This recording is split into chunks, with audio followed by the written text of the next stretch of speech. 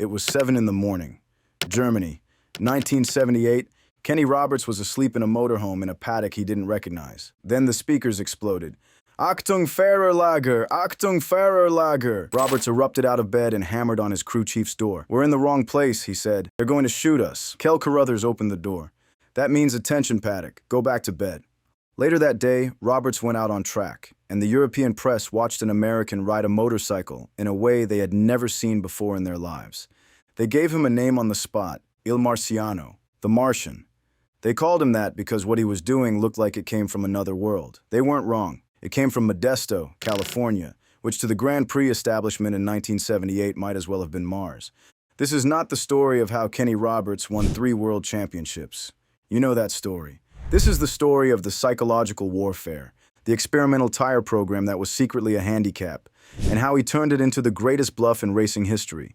The motorcycle with an aluminum frame painted black to hide what it was made of. The school in a California almond grove that quietly trained a generation of world champions. And the factory he built in England, where his own machines challenged the multi-million-dollar giants on raw circuit pace, before the money ran out. This is the story behind the legend. Act 1. The man who cried when Yamaha sent him to Europe. Kenny Roberts didn't want to go to Europe. He was a dirt tracker. That was his religion. The thing he was better at than almost anyone alive. 2 AMA Grand National Championships. The Grand Slam, winning national races across all 5 formats in a single season. He had unfinished business with Harley-Davidson, whose factory XR750 was the one machine he'd never truly beaten into submission on American dirt. And then Yamaha pulled their dirt track program. Roberts has said this openly in the years since. He was floored. He actually cried. What he got instead was a plane ticket and a schedule of circuits he'd never heard of, in countries he'd never been to. He drove to every single one of them by following Kel Carruthers' motorhome because he had no idea where they were. His wife Patty and their 2 small children were in the motorhome with him. No GPS, no support staff. One road atlas between them. The budget came from Yamaha's American distributor, not the factory. A shoestring deal.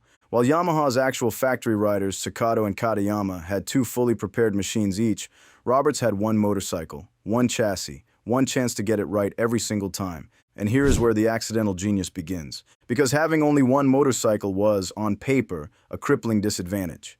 It turned out to be the mechanism that made everything possible. Act 2. The greatest bluff in motorcycle racing history. Goodyear of Akron, Ohio had never built a tire for a 500 cubic centimeter Grand Prix motorcycle before 1978. Not once.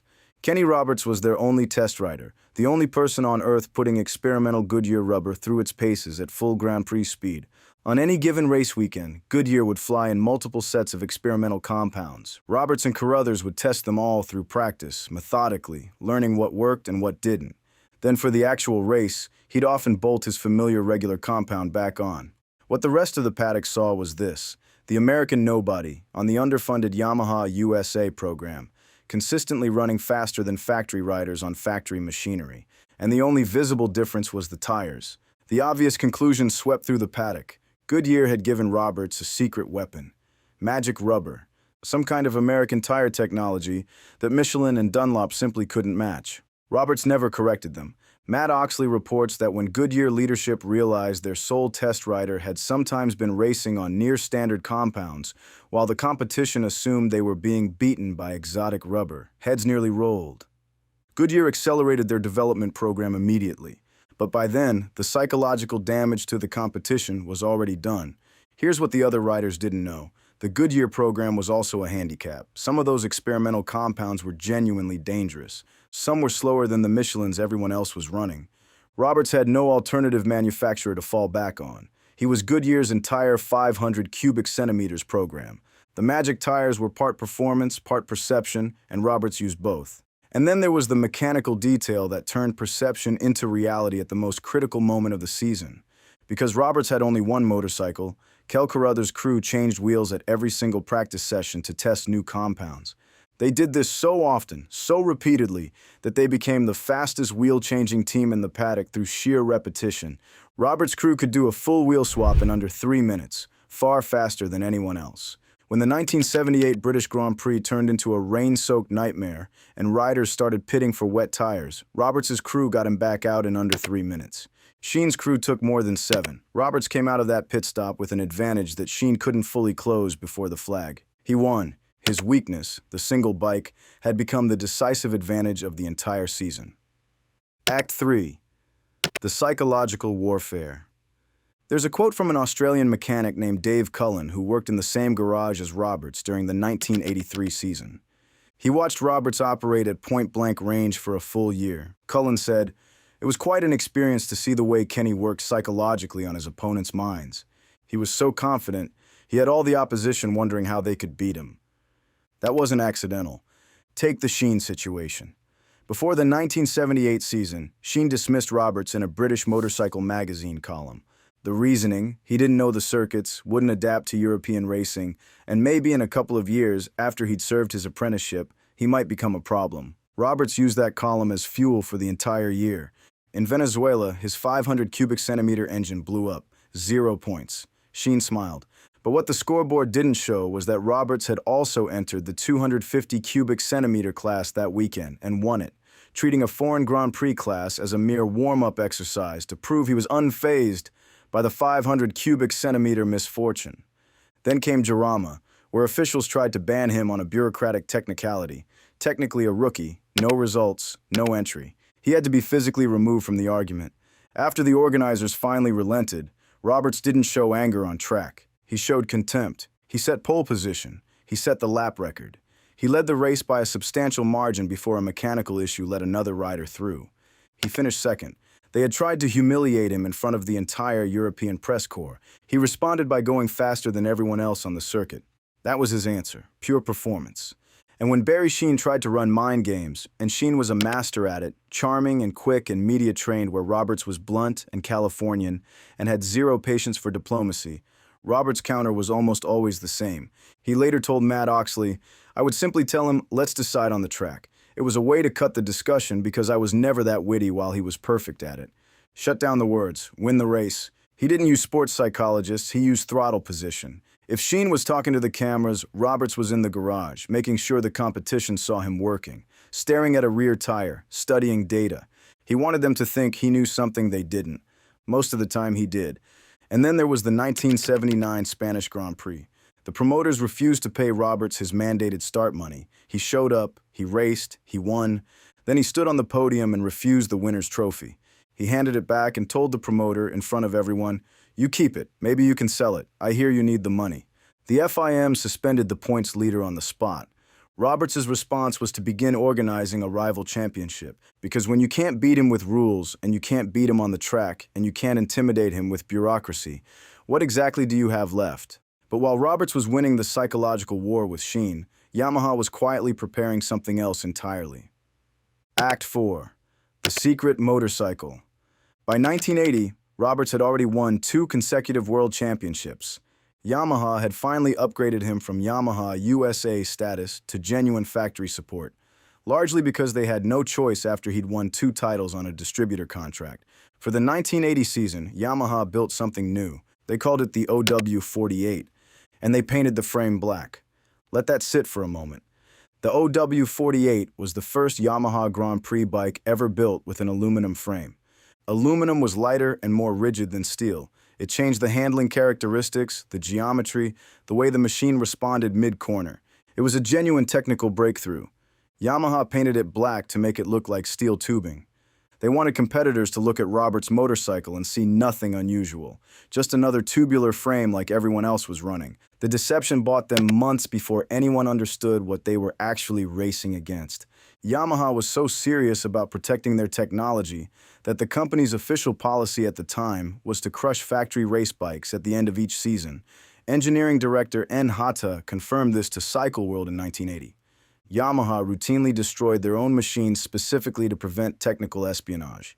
The OW48 that Roberts kept personally for over 40 years, which now sits at the Barber Vintage Motorsports Museum in Alabama, survived only because Roberts refused to hand it back. The black-painted OW48 delivered exactly what it was designed to deliver. Roberts won the first 3 races of the 1980 season on that machine and built an early championship lead. He took his 3rd consecutive world title, again at the Nürburgring. 3 titles in 3 years, 3 different sets of problems to solve. And every time, the solution was the same. Be smarter than your resources suggest you should be, and make the other side afraid of something they can't quite identify. He would go on to fight the European establishment for 3 more seasons before finally hanging up his leathers in 1983. But retirement for Kenny Roberts didn't mean stopping, it just meant changing arenas.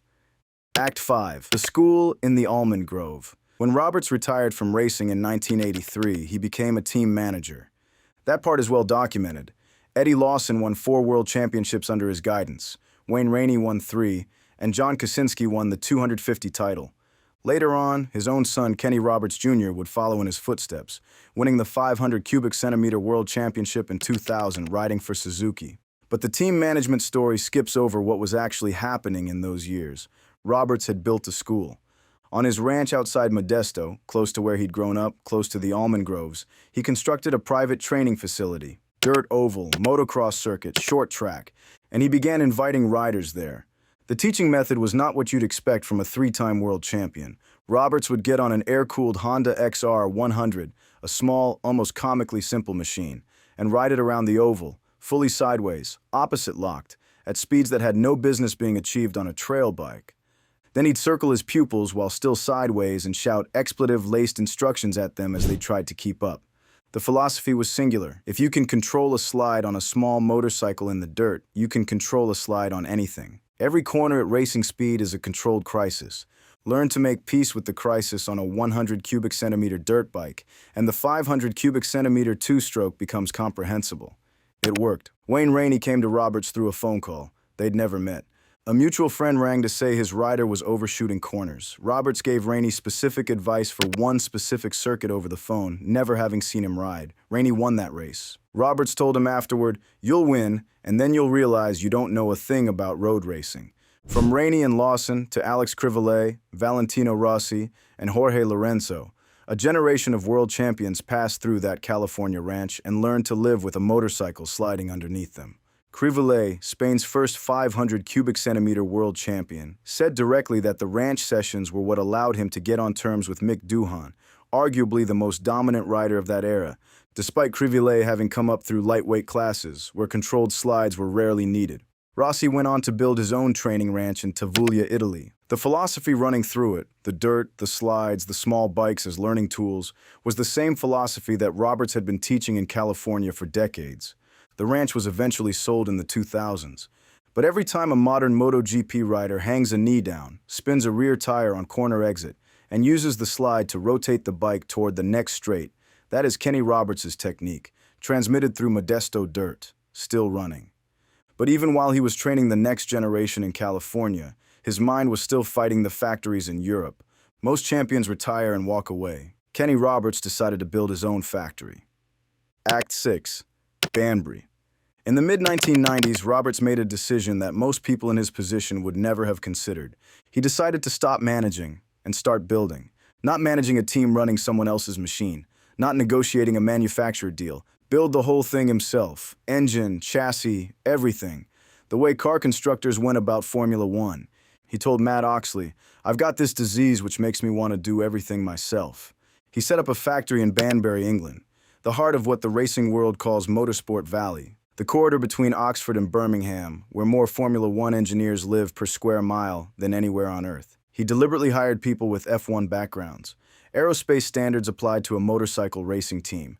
What they built was called the KR3, a 2-stroke V-triple developed with Malaysian backing from Proton. Small, light, extraordinarily agile, and built by people who treated the project like a mission. October 19, 2002, Phillip Island, Australia. Jeremy McWilliams put the silver Proton KR3 on pole position at the Australian Grand Prix, not in some privateer class, against every factory 990 cubic centimeter 4-stroke MotoGP machine on the grid. Rossi's Honda, Biaggi's Yamaha, all of them. The KR3 was slower down the main straight than the 4-strokes, but around the full circuit, on that day, it was faster than everything else. It is, on the official record, the last pole position ever taken by a 2-stroke in the premier class of Grand Prix motorcycle racing. McWilliams described the machine as the most beautiful bike I ever rode. So easy to flick, to steer, you could put it wherever you wanted. Roberts had done it. In a factory in the English countryside, with a fraction of the resources available to Honda or Yamaha, he had built a machine that, on the right day, could outqualify the best the factories could produce. But Phillip Island 2002 was also close to the peak. Roberts then built a four-stroke V5 with John Barnard, the man who had designed carbon fiber chassis for McLaren and Ferrari in Formula One. The ambition was absolute. Then mid-season in 2005, KTM pulled their engine supply and left the team with no competitive motor. Roberts publicly said KTM hadn't lived up to what had been agreed. The team that had taken a pole position against the best motorcycles in the world had nothing to race. For 2006, Honda stepped in with their V5 engine. Kenny Roberts Jr., riding for his father's team, came within 0.176 seconds of the race winner at the Portuguese Grand Prix in Estoril, 176 thousandths of a second. But the rules changed to 800 cubic centimeters for 2007. Honda redirected its factory resources. The Banbury operation, without the hundreds of millions required to develop a new Formula engine from scratch, couldn't survive. The factory closed in 2008. The engineers dispersed. Several went directly to Formula One teams. They took with them everything they'd learned building motorcycles that were supposed to be impossible. One of those engineers said it simply: "You could learn to weld, to lay carbon, to do everything at Team Roberts. It's a shame it had to shut down." Roberts looked back on Banbury without self-pity, but without illusion. The thing that beat him wasn't engineering. It wasn't talent. It was the financial arms race of a sport that had grown beyond the reach of independent constructors. The same closed establishment he'd fought as a rider, the rules written by the powerful for the powerful, had followed him into the second half of his career. He never beat the system by working within it. He'd beaten it by being faster. And in Banbury, the machines were fast, just not fast enough for long enough, with enough money behind them. Here's what strikes you when you look at the full arc of Kenny Roberts' life in motorsport. He spent 40 years fighting the same fight in different arenas. As a rider, one motorcycle against factory teams, a tire program nobody believed in, circuits he'd never seen. He turned every disadvantage into a calculated weapon and made the establishment afraid of things that didn't exist. As a revolutionary, hay bales around telephone poles, railroad crossings on the racing line, promoters who ran the governing body. He organized riders who'd been told to be grateful for what they were given and refused to accept it. As a teacher, a dirt oval in a California almond grove, a 100 cubic centimeter Honda, and a generation of world champions who carried his sliding technique into every era of racing that followed. As a builder, a factory in the English countryside where engineers who later went to Formula One spent night shifts trying to outthink billion-dollar manufacturers. A pole position at Phillip Island that proved it was possible. And a closure that proved that possible and sustainable are not the same thing. Barry Sheene once said that he wouldn't be Barry Sheene without Kenny Roberts. Roberts returned the sentiment with characteristic directness. "I wouldn't be Kenny Roberts without Barry Sheene." Then he paused and added, "I used to think he was an asshole, but he was an asshole in the nicest possible way." That's the full measure of the man. The bluntness was never cruelty. The toughness was never arrogance. He came from a farming town nobody had heard of, with one motorcycle and a plan that consisted mainly of refusing to lose. And he didn't stop fighting for the next 40 years. They called him the Martian because he looked like he came from another world. He came from Modesto, a place nobody was supposed to leave, and he made the world come to him.